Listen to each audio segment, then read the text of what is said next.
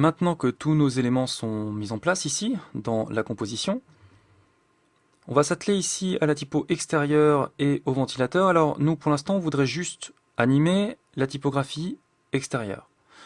Donc là, pour l'instant, le ventilateur et tous les autres éléments nous perturbent, mis à part le fond, évidemment, qu'on va conserver. Donc souvenez-vous du petit mode solo.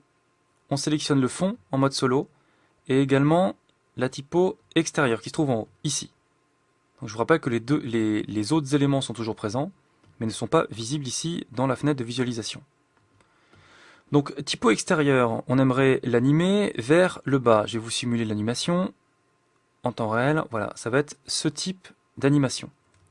Alors ça correspond à quelle propriété? Alors si je déroule ici les petits paramètres transformés, ça correspond au paramètre position. Alors comment faire pour ici créer cette animation? Ici on remarque à côté de chaque paramètre, il y a un chronomètre. C'est le cas pour absolument tous les calques qui sont ici. Chaque paramètre dispose d'un chronomètre. Alors ce n'est pas toujours le cas, on verra qu'il existe quelques exceptions, mais sachez que toute propriété qui dispose ici, comme ceci, d'un chronomètre est une propriété qui est animable. Certaines propriétés ne disposent pas d'un chronomètre, mais sachez que dans After Effects, il y a moyen de passer outre ici l'absence de ce petit chronomètre et de passer plutôt par du code. On verra ça dans une étape un petit peu plus lointaine dans la formation.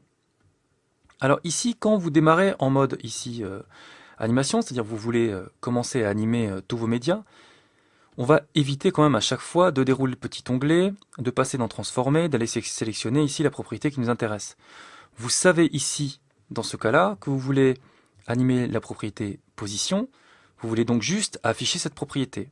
Vous vous en doutez, c'est tout à fait possible. Il existe des raccourcis pour cela. Alors il y en a certains qui sont simples, d'autres qui sont issus plutôt des termes anglais. Alors pour position, pas de difficulté, c'est la lettre P. Vous voyez, quand j'appuie sur P, automatiquement vous avez le paramètre qui s'affiche. Si je réappuie sur P, il se cache. Voyez. Si maintenant j'ai envie d'accéder au paramètre rotation, c'est la lettre R.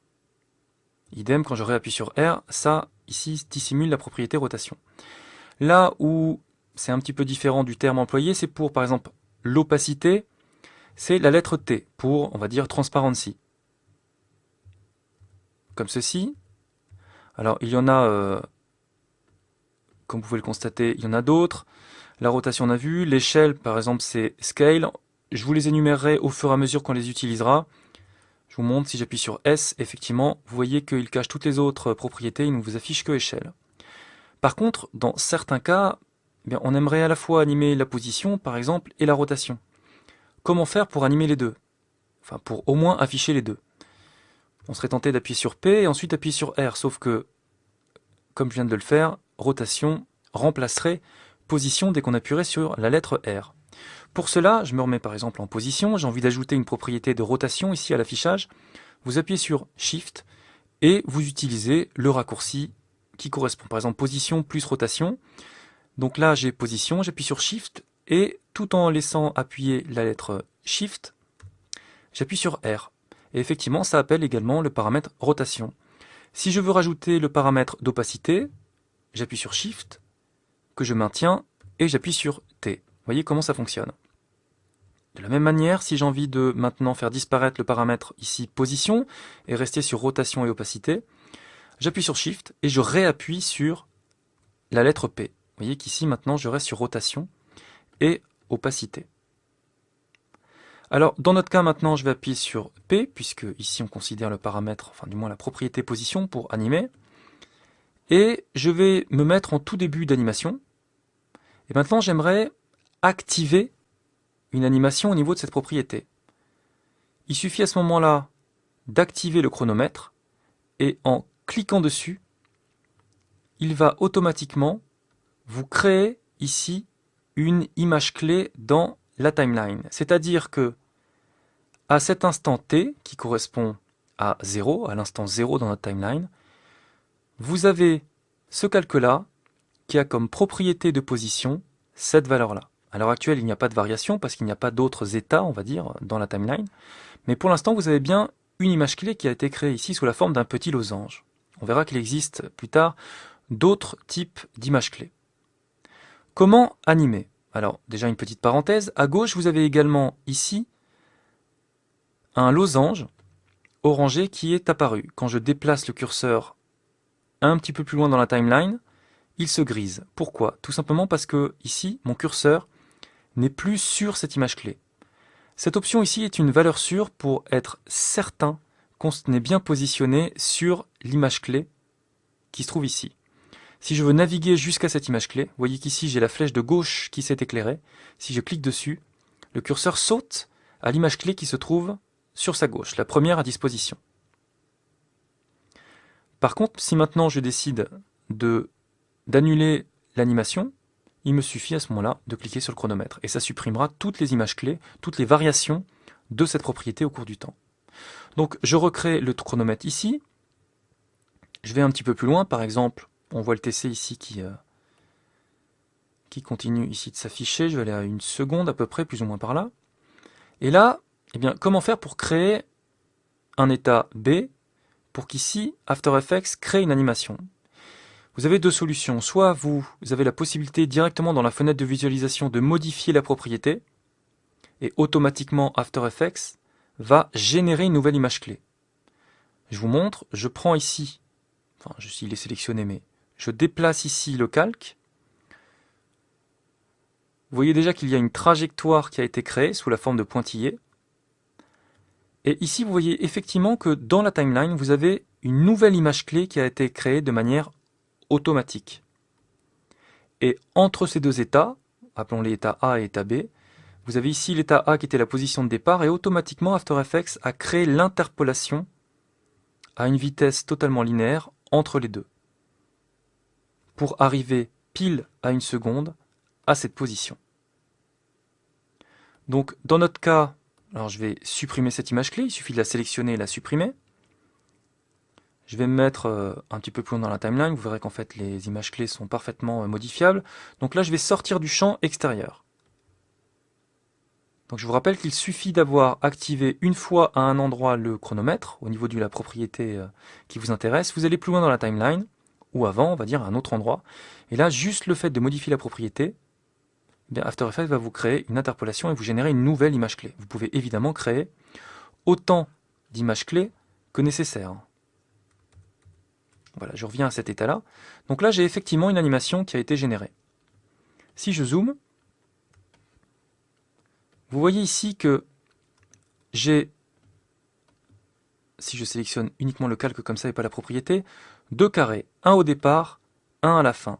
Si je sélectionne, regardez l'image clé de fin, vous voyez qu'il vous montre la trajectoire comme précédemment, mais ici, vous voyez qu'il est ici complètement rempli. Ça veut dire que ça correspond à cette image clé-là. Par contre, si je sélectionne l'autre, ça correspond à celle-ci. Donc ici, c'est la position de départ, ici, la position de fin. Vous voyez ici que vous avez le petit symbole du point d'ancrage qui suit cette trajectoire. Donc ça, c'est un rappel vers ce qu'on a vu juste avant, au niveau du point d'ancrage.